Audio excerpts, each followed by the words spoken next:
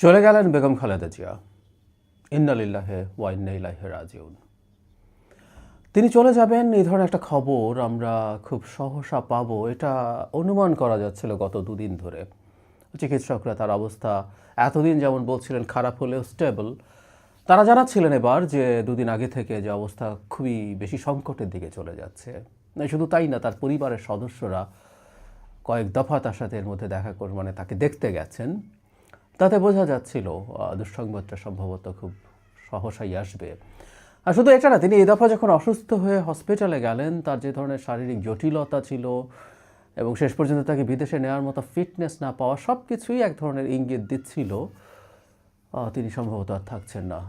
আমরা এরকম মানুষ বা যে কোনো মানুষ যখন ইন্তেকাল করেন আমরা বিদায় লিখি। আমি রাদার বলতে চাই আমরা কেন তাকে বিদায় বলবো। আমি তাকে বিদায় বলতে চাই না, বিদায় বলবো না। কেন বলতে চাই না সেটা প্রসঙ্গে আসছি।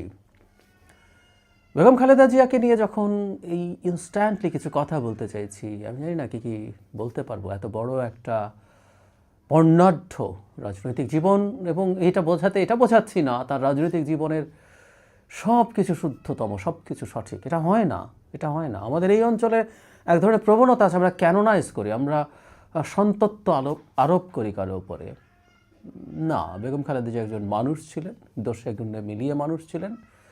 তার ভুল আছে রাজনৈতিক জীবনে, কোনো সন্দেহ নাই, কিন্তু তিনি শেষ পর্যন্ত পুরো জীবনের দিকে যদি তার তাকাই, শেষ পর্যন্ত তিনি এসে যে জায়গায় থেকে চলে গেলেন সেটা অবিশ্বাস্য, সেটা অসাধারণ। একজন মানুষ গোটা জীবন রাজনীতি করা এবং সত্যিকার অর্থে নিজের জীবনে অসংখ্য স্যাক্রিফাইস করার যে নজির তিনি স্থাপন করে গেছেন, এটা বহুদিন আলোচিত হবে। কয়েকটা কথা একটু টাচ করি আজ। এটা ঠিক তার জীবন নিয়ে তার উল্লেখযোগ্য কোনো কিছু বলা তা না, ইনস্ট্যান্টলি মনে আসছে। একটা মানুষ চলে গেলে হয় না, আপন মানুষ একেবারে পরিবারের মানুষ যখন চলে যায় আমাদের কতগুলো স্ন্যাপশট মাথায় আসে সেই মানুষটার সাথে। ইনস্ট্যান্টলি কিছু স্ন্যাপশট, আমার বাবা চলে গেলেন গত বছর, আমার তখন ওই স্ন্যাপশটগুলো মাথায় আসলো মুহূর্তের মধ্যে। আমি এই এক্সপিরিয়েন্সের মধ্যে প্রথম গেলাম। এক্সটেন্ডেড ফ্যামিলির মানুষজনের মৃত্যু দেখেছি, কিন্তু বাবারটা একেবারে ক্লোজ ফ্যামিলির ক্ষেত্রে দেখলাম। ঠিক একইভাবে বেগম খালেদা জিয়া চলে গেলেন, এই খবরটার সাথে সাথে কতগুলো স্ন্যাপশট মাথায় আসলো। স্ন্যাপশটগুলো যদি একটু বলি, আমি এটা অনেকবার বলতাম, এর আগেও যখন খুব অসুস্থ হয়েছেন অনেক জায়গায় বলেছি, বেগম খালেদা জিয়া রাদার বিএনপির প্রতিষ্ঠাতা, আমি এভাবে বলি। কেন? বিএনপির সৃষ্টি হয়েছিল জনাব জিয়াউর রহমানের হাত দিয়ে। এখন তিনি প্রেসিডেন্ট ছিলেন, তিনি ক্ষমতায় থেকে দলটা তৈরি করেছেন। অনেকে বলেন এটা ফ্যাক্ট, এটা ফ্যাক্ট, এবং অনেকে বলেন যে এসব ক্ষেত্রে কিছু সুবিধা পাওয়া যায়। ক্ষমতায় আছেন কেউ, সেই ক্ষমতার সুবিধা নিতে, রস নিতে অনেকে এসে হাজির হতে পারেন। এটা এক ধরনের সরলীকরণ। এটাও বলি, তার চাইতে দ্বিগুণ সময় ক্ষমতায় থাকা এরশাদ তার দলকে একটা ক্লাউনের জাস্ট বাঞ্চ বানিয়েছেন, এর বেশি কিছু না। সুতরাং ক্ষমতায় থাকলেই যে করা যাবে, ক্ষমতায় থাকলে লোক যায়, কিন্তু দল হয়ে কি ওঠে? জিয়ার এই কৃতিত্ব তো আছেই, তার কিংবদন্তি তুল্য সততা এবং তার অসাধারণ দেশনায়ক হয়ে ওঠা, এগুলোর ইম্প্যাক্ট আছে। কিন্তু তার মৃত্যুর পর, তার হত্যাকাণ্ডের পর যে মারাত্মক সংকটের দলটি পড়েছিল, দলটি ভেঙে গিয়েছিল, বিভিন্ন ব্র্যাকেটবন্দি দলে পরিণত হয়েছে, সেই জায়গায় বেগম খালেদা জিয়া, যিনি জাস্ট একজন গৃহবধূ ছিলেন, এখানে শেখ হাসিনার সাথে তার একটা বড় পার্থক্য আছে। শেখ হাসিনা জন্মেছেন শেখ মুজিবুর রহমানের সন্তান হিসেবে, যিনি আপাদমস্তক একজন রাজনীতিবিদ, যিনি শিশুকাল থেকে রাজনৈতিক পরিবেশে বেড়ে উঠেছেন, বাবাকে রাজনীতি করতে দেখেছেন, বাসায় রাজনীতির মানুষ দেখেছেন। তো চান বা না চান, শেখ হাসিনা হয়তো উত্তরাধিকার হতেন না, উত্তরাধিকার তার ভাই কামাল হতেন হয়তো বা, হত্যাকাণ্ডের কারণে তিনি হয়েছেন, কিন্তু ওনার ওই এক্সপোজারটা ছিল। সেই জায়গায় বেগম খালেদা জিয়ার কৃতিত্ব অনেক বেশি বড়। তিনি একদম জাস্ট হোম মেকারের জায়গা থেকে এরকম একটা দলের দায়িত্ব নেওয়া, মাঠে রাজনীতি করে লড়াই করা, এরশাদ বিরোধী আন্দোলনে লড়াই করা এবং দুর্দান্ত সব সিদ্ধান্ত নেওয়া। ৮৬ নির্বাচনের কথা বলছি, বয়কট করা, যেটা তাকে আপসহীন নেত্রীর তকমা দিয়েছিল।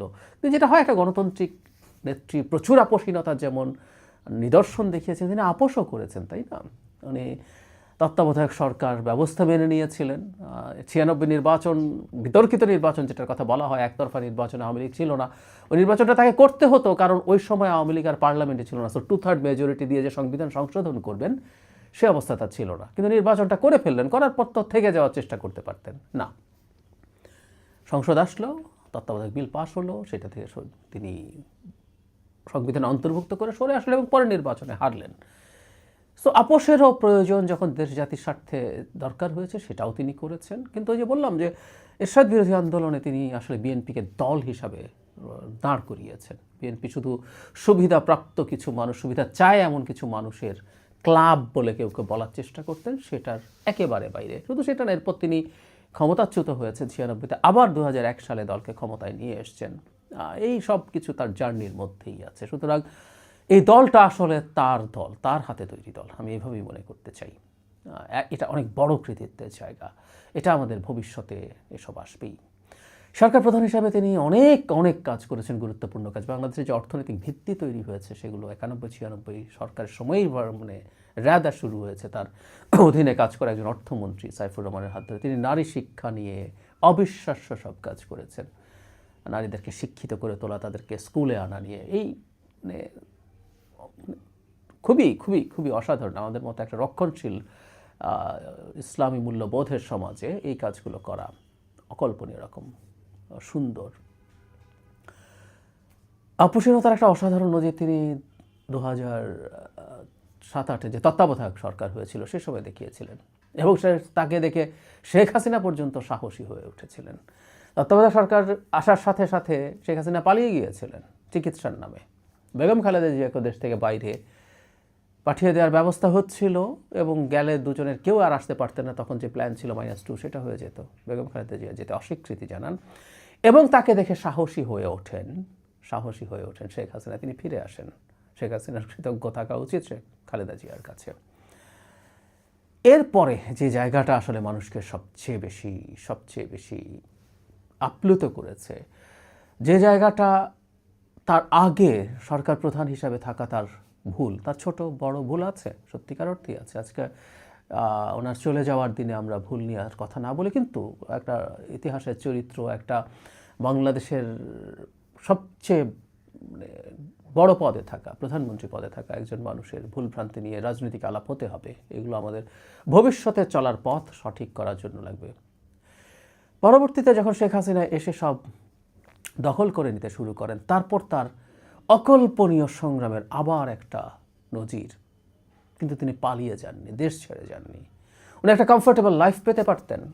একাগারের সময় তার সন্তান জনাব তারেক রহমানকে মারাত্মক টর্চার করে, মারাত্মকভাবে আহত করে দেশের বাইরে পাঠিয়ে দেওয়া হয়। তিনি এখনও পুরোপুরি সুস্থ নন, সেটি সম্ভবত তাকে সারা জীবন টানতে হবে। তিনি জেলে থাকা অবস্থায় মায়ের মৃত্যু দেখেছেন,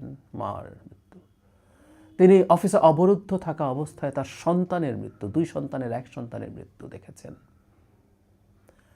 কিন্তু তিনি আসলে টলেননি, তিনি সরে আসেননি। তাকে প্রচুর ডিল দেওয়ার চেষ্টা করা হয়েছে, আমরা জানি, আমরা অনেকেই জানি এটা। নির্বাচনগুলোতে যেন আসেন এক ধরনের আন্ডারস্ট্যান্ডিং নিয়ে, কিছু সিট টিট নিয়ে বসেন। 18 সালেও বিএনপি ফাইট করেছিল বলে রাতের নির্বাচনে রাতের ভোট দিতে হয়েছিল, যেটা আওয়ামী লীগের মৃত্যু নিশ্চিত করেছে। আওয়ামী লীগ দল হিসাবে মারা গিয়েছিল আসলে ওই দিন, যেদিন রাতের বেলা তারা ব্যালট পেপার স্টাফ করেছিল। বেগম খালেদা জিয়াকে ডিল দেওয়া হয়েছিল, 40-50টা সিট তখন বিএনপিকে দেওয়া হতো যদি তিনি এই ডিলটা নিতেন, নেননি। 24-এর কথা একইভাবে প্রযোজ্য। 24-এও ওনার সাথে নেতারা দেখা করতে গেছেন, তিনি জেলের বাইরে আছেন, কিন্তু সরকারের এক ধরনের নিষেধাজ্ঞা, তার সব কিছুর প্রতি বিদেশে যেতে পারবেন না, রাজনীতিতে ইনভলভ হতে পারবেন না। কিন্তু যেসব মানুষজন তার সাথে দেখা করতে গেছেন অন্যান্য রাজনৈতিক দলের, যারা বিএনপির সাথে যুগপৎ আন্দোলনে ছিল, এদের কারোর সাথে আমার কথা হয়েছে, উনি বারবার ওই কথাটা বলছিলেন, কেউ যেন এই নির্বাচনে না যায় সেটা নিশ্চিত করার চেষ্টা করুন। আমি আরেকটা কথা বলি সবসময়, এভাবে বলা, এটা মেডিকেল সায়েন্সের পয়েন্ট অফ ভিউতে, আমাদের বিশ্বাসের জায়গা থেকে না। সেটার জন্য ওনার আয়ু স্যাক্রিফাইস করেছেন। 2018 সালে, মানে আমরা জানি ততদিনে তার লিভার সিরোসিসের লক্ষণ প্রকাশিত হচ্ছে, বা জেলে থাকার কালীন সময়, ইভেন 18 নির্বাচনের পরও যখন তার এই লিভার সিরোসিসের লক্ষণ প্রকাশিত হচ্ছে, শেখ হাসিনা এগুলো নিয়ে খুব নোংরা কথাবার্তা বলতেন। আমি শেখ হাসিনা প্রসঙ্গে মনে হলো খালেদা জিয়ার অসাধারণ যে ব্যাপারটা 5 আগস্টের পর, সেটা তার নাম ইতিহাসে স্বর্ণাক্ষরে খোদাই করবে। আমি পরের দিকে আসছি সেখানে। তো যাই হোক, যেটা বলছিলাম, এবার তিনি 5 আগস্টের পর লন্ডন যান এবং লিভার সিরোসিসের ডেফিনিটিভ ট্রিটমেন্ট হচ্ছে লিভার ট্রান্সপ্লান্ট, আর বাকি সব কিছু আসলে সাপোর্ট দেওয়ার মতো। আপনার সিমটমগুলোকে কীভাবে কমানো যায়, ওতে যে যে জটিলতার কারণে মৃত্যু হতে পারে সেগুলো কমানো, এটা কিন্তু লিভারকে আর ভালো করে তোলা না। তো ওখানে দেখা গেল আর লিভার ট্রান্সপ্লান্ট করার অবস্থা নেই। 4-5 বছর আগে তো সেটা সম্ভব হতে পারত। উনি যদি ওই ডিলটা নিতেন, এক সন্তান হারিয়েছেন, আরেক সন্তানের পরিবারের সাথে থেকে উনি ওনার জীবন কাটাবেন, শেষ দিনগুলো সুন্দরভাবে আনন্দে সুখে কাটাবেন। না, উনি সেটা চুজ করেননি। তিনি থেকে গেছেন দেশে। ইনফ্যাক্ট এই থেকে যাওয়া ইটসেলফ আওয়ামী লীগের ওপরে তীব্র চাপ। আমি বাড়িয়ে বলছি না, শেখ হাসিনা পতনের একেবারে আনসাং হিরো আমরা বলি না, সেটা বেগম খালেদা জিয়া। সত্যিকার অর্থেই তাই। দেশে থেকে টর্চার নিজের গায়ে নিয়ে শেখ হাসিনার এই স্বৈরাচারকে তিনি তার মতো করে চ্যালেঞ্জ করে গেছেন। তার দল তো করেছেই, আর অবশ্যই জনাব তারেক রহমান দেশের বাইরে থেকে ওই দলটাকে সুনিপুণভাবে পরিচালনা করতে পেরেছিলেন। তার এই লাস্টের এই বেশ কিছু বছরের জার্নি তাকে অনন্য উচ্চতায় পৌঁছে দিয়েছে। যখন তিনি খুব অসুস্থ হচ্ছিলেন তখন বলছিলাম যে একজন জাতীয় অভিভাবকে পরিণত হয়েছেন তিনি। আওয়ামী লীগের খুব হার্ডকোর নোংরা কিছু মানুষের বাইরে সব দলমত নির্বিশেষে, এমনকি আওয়ামী লীগের মানুষজনও তার প্রতি শ্রদ্ধা বোধ করে।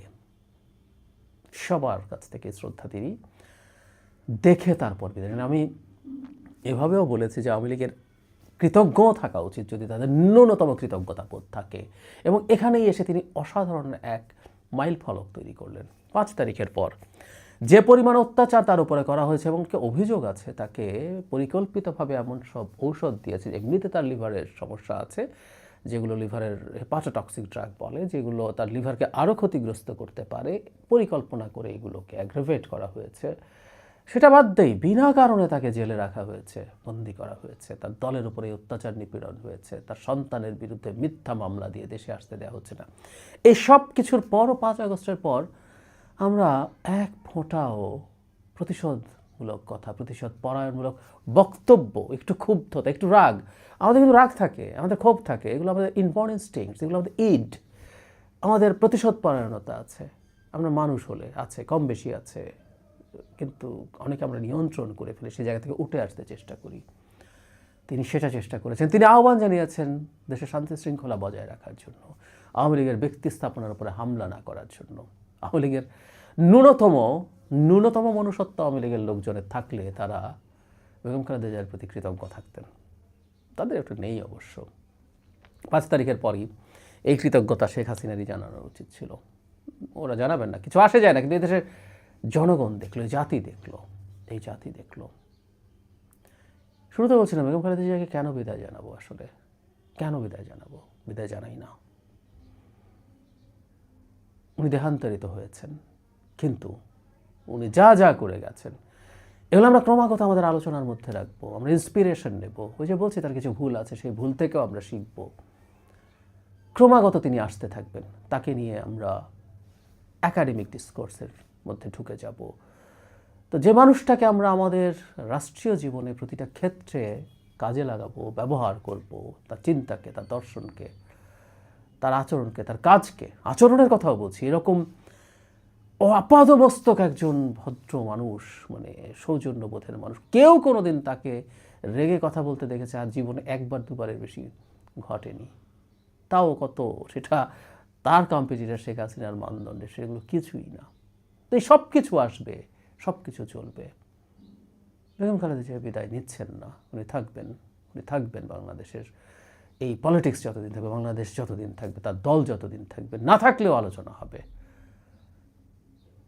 তাই বেগম খালেদা জিয়া, বিদায় বলছি না আপনাকে, আপনি থাকবেন আমাদের মধ্যে।